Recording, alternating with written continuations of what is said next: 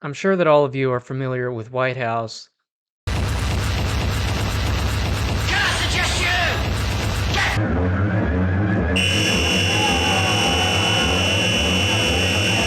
I had included their 1995 release Quality Time on my previous video discussing disturbing albums. It really is just one of the most violent and raw records out there. A big element that brings it above, say, death metal are the lyrics. It's not some fantasy horror shit. It's real life. The lyrics to say, just like a aren't completely made up. They were the actual arguments had between William Bennett's parents. It's clear that White House was never horsing around. They're serious. You know what's not serious? My Little Pony. I kid you not, there is a My Little Pony themed White House tribute project called White Horse.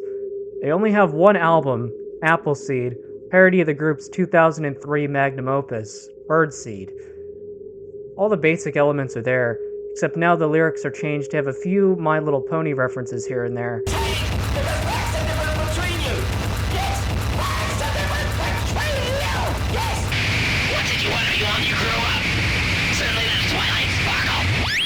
It's really not that deep. I can't even find any information on the creator of this project.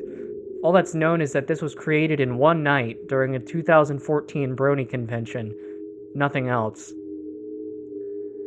Somehow this album manages to parody the childish testimonial tracks from the original Birdseed versions by replacing them with a random phone call.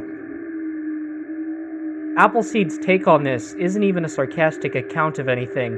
This guy just says random nonsense for 2 minutes. I didn't know what was happening. I knew that she was saying it hurt and she was crying out. And she looked at me and he saw her look at me, and so he yelled at me to leave the room and not to tell. And shove a microphone in my face and ask me to say words, but I just do not think that that's even close to something that I can do. I mean, right now, I'm on a freaking cell phone just trying to get a message across. And just like that, the album's over. Now, I do think that this album is pretty funny to a certain degree, but only because it's so awful. It really does miss the entire point of White House, that being to be a loud voice for abuse victims, at least more so in their 90s to 2000s material. Appleseed just comes across as rude, disrespectful, and quite frankly stupid. And I imagine that's kind of the point. But I really shouldn't be getting mad, since this album hasn't even broken 1,000 views on any of its YouTube re-uploads. Remains is nothing more but one of the most bizarre crossovers in music, serious or not. Up there with shit like Ramones black metal. Pretty crazy stuff.